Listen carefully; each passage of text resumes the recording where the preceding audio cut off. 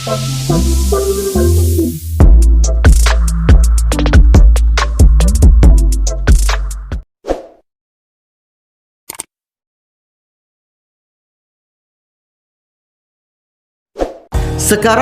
kita masuk tanda-tanda kiamat besar.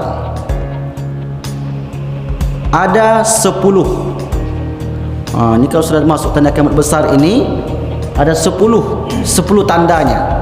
Kita cek nanti satu persatu apakah tanda ini sudah muncul atau belum. Yang pertama, lahirnya Imam Mahdi. Imam Mahdi. Apakah Imam Mahdi itu lahir? Tidak ada satupun yang tahu. Karena kalau ada yang tahu, khawatir akan dibunuh oleh musuh-musuh Islam. Siapa Imam Mahdi? Kan perlu tahu kita. Bagaimana ciri-cirinya? Karena ada ciri-cirinya Pak, disebutkan oleh Nabi. Jangan nanti ada orang muncul, orang lahir, dia datang ke kita, saya lah Imam Mahdi. Padahal ciri-cirinya nggak masuk. Sama kayak orang mengaku Nabi. Nabi Muhammad. Ngaku Nabi Muhammad atau ngaku sebagai Nabi. Ciri-ciri Nabi itu badannya kekar, nggak buncit, mohon maaf. Ada orang perutnya upset, ngaku Nabi, berarti nggak masuk kategori Nabi. Atau ciri-ciri Nabi, badannya tegap, bukan loyo, bukan kecil kayak saya ini. Badan tegap, hidungnya mancung. Ini hidungnya pesek, ngaku Nabi pula. Jadi kita bisa mengetahui ciri-cirinya. Ini Nabi itu bukan. Nah, diberi ciri oleh Rasulullah SAW. Imam Mahdi pun demikian. Kita buat yang pertama. Nah, sebelum itu kita bacakan hadisnya dulu tentang hari kiamat ini. Sesungguhnya lan taquma sa'ah hatta taruna qablaha asra ayat. Tidak akan terjadi kiamat sampai kalian melihat 10 tanda. Apa itu? Fazakara dukhon, adanya asap. Nah, asap ini bukan kayak asap Riau, bukan asap. Itu lebih daripada itu nanti. Tapi apakah asap Riau itu di antara tanda kiamat kecil? Bisa jadi. Dukhon. Kemudian Dajjal. Muncul Dajjal. Nanti akan kita uraikan apa itu Dukhon, apa itu Dajjal. Dabah, hewan melata. Kita uraikan nanti. Wa tulu'us syamsi, terbitnya matahari dari barat, min maghribiha. Wa nuzula Isa ibni Maryam, turunnya Isa ibni Maryam. Dan Ya'juj dan Ma'juj. Kemudian ada 3 kali gerhana. Gerhana di timur, gerhana di maghrib, dan gerhana di Jazirah Arab. Yang terakhir munculnya api di Yaman yang akan menggiring orang ke padang mahsyar. Rasul sebutkan, hadis riwayat Bukhari. Nah, kita masuk kepada ciri yang pertama, Imam Mahdi.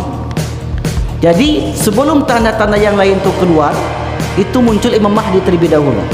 Siapa Imam Mahdi? Ini perlu kita tahu namanya. Imam Mahdi itu gelar. Nama aslinya adalah Muhammad bin Abdullah.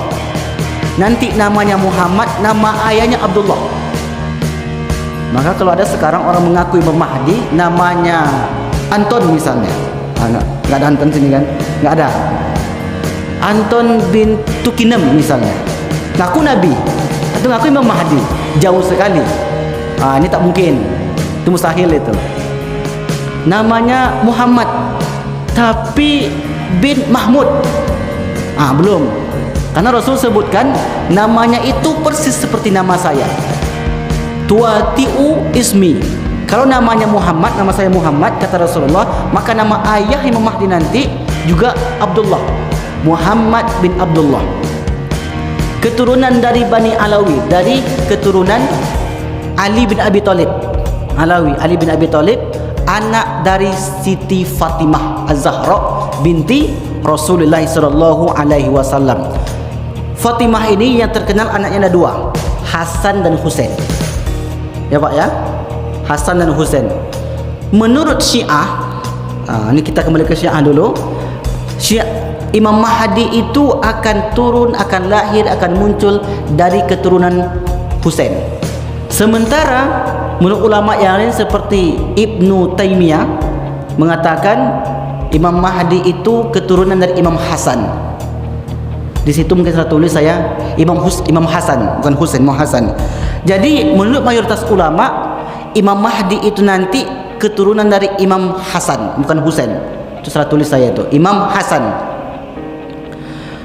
Kemudian namanya Imam Mahdi ini Muhammad bin Abdullah Al-Alawi Al-Fatimi Al-Hasani. Itu teks-teks yang disebutkan oleh para ulama berdasarkan hadis Nabi riwayat Abu Daud.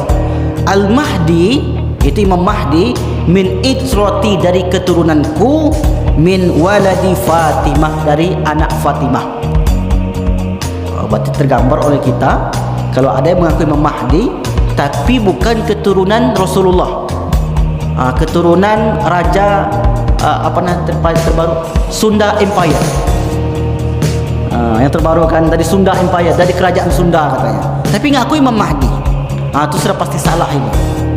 Kenapa? Karena Rasulullah menyebutkan Imam Mahdi itu dari keturunanku, itrati arti ahli baitku, keturunanku, dan dari anak Siti Fatimah Az-Zahra radhiyallahu anha. Jelas Pak ya?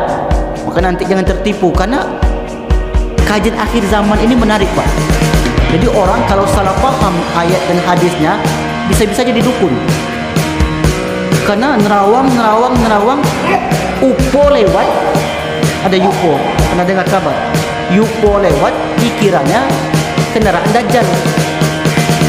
Pesawat hilang di segitiga Bermuda dikiranya Dajjal yang mengambil.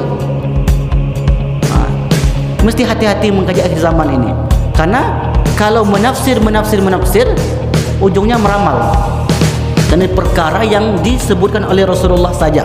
Manusia awam, apalagi tidak berilmu, tidak bisa menaksir. Di mana dia muncul? Ini menariknya. Di Riau, atau di Jakarta, atau di Sunda? Karena ada Sunda Empire terbaru kan. Menurut hadis Nabi, kita kembali lagi ke hadis Nabi. Riwayat Ibnu Majah. Kita bacakan teks Arabnya. An Sauban qala Rasulullah sallallahu alaihi wasallam, yaqtatilu inda kanzikum salasatun kulluhum ibnu khalifah summa la yasiru ila wahidin minhum summa tatlu'u ar-rayatu as-sudu min kibalil masyriq fayaqtulunakum qatlan lam yaqtulhu qaumun summa dzakara syai'an la ahfazuhu faqal fa iza ra'aitumuhu fabayi'uhu walau habwan ala salti fa innahu khalifatullah al-mahdi. Dari Sauban berkata, Rasulullah bersabda, akan ada 3 orang yang saling membunuh di sisi simpanan kalian. Menceritakan nanti ada pemendaharaan banyak, ada 3 orang yang akan merebutkan itu. Siapa mereka? Wallahu a'lam, enggak tahu kita. Tapi Rasul prediksi akan ada 3. Apakah 3 negara? Apakah 3 kekuatan? Apakah betul 3 orang? Kita tak bisa sampai ke sana. Bisa jadi 3 orang, bisa jadi 3 negara yang merebutkan nanti kekuasaan itu, bisa jadi 3 etnis, bisa jadi 3 bangsa. Wallahu a'lam bishawab. Benar Rasul sebutkan mereka adalah putra khalifah. Berarti ada pengerucutan. Mereka itu putra khalifah, bukan putra presiden. Berarti Indonesia ada keluar berarti. Yang dia bentuknya presiden berarti keluar, nak masuk di sini, ada sini. Berarti yang masuk khalifah, kerajaan. Kira-kira mana kerajaan? Kerajaan banyak di dunia ini. Mereka semua adalah putra khalifah, kemudian tidak ada akan kembali ke salah seorang dari mereka. Maksudnya tidak ada satupun dari putra khalifah ini yang mendapatkan simpanan harta tadi. Tak ada satupun yang mereka dapatkan. Akhirnya muncullah panji-panji hitam dari arah timur. Panji-panji hitam ni bendera warna hitam bertuliskan la ilaha illallah Muhammadur Rasulullah, muncul nanti di timur. Di timur situ sebutkan adalah di Masyriq. Masyriq itu di Damaskus, Suriah. Di timur, kita sebut bagian barat, di timur. Fayaqtulunakum qatlan lam yaqtulhu. Lalu mereka akan memerangi kalian dengan peperangan yang tak pernah dilakukan oleh satu kaum pun sebelumnya. Akan terjadi peperangan yang dahsyat yang belum pernah terjadi. Bisa jadi itu perang dunia ketiga, perang dunia keempat, tapi yang jelas lebih dahsyat dari perang-perang sebelumnya akan terjadi. Kemudian lalu beliau menuturkan sesuatu yang tidak aku pahami. Kemudian beliau berkata, jika kalian melihatnya, perperangan dahsyat itu membawa dia royah panji hitam bertuliskan kalimat la ilaha illallah, maka baiatlah dia, ikutlah dia. Kemudian walaupun dengan merangkak di atas salju. Artinya kalau kita sudah menyaksikan nanti di bagian timur itu yang terjadi kejadian yang diprediksi oleh Rasulullah, maka ikutilah kalian, karena sesungguhnya dia adalah Khalifah Al-Mahdi, Khalifatullah Al-Mahdi, karena dia adalah Khalifah Allah Al-Mahdi. Apakah hal itu sudah terjadi?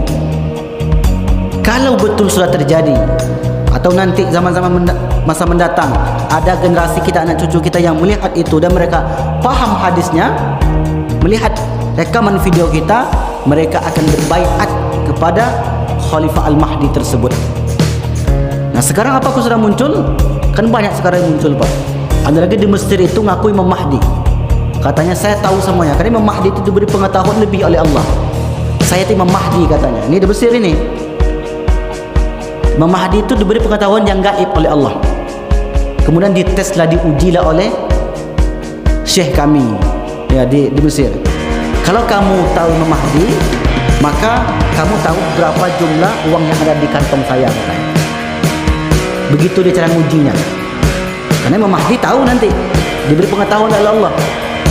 Karena orang ini ngaku-ngaku diuji, kalau kamu Imam Mahdi, berapa jumlah uang di kantong saya? Rupa tak tahu dia.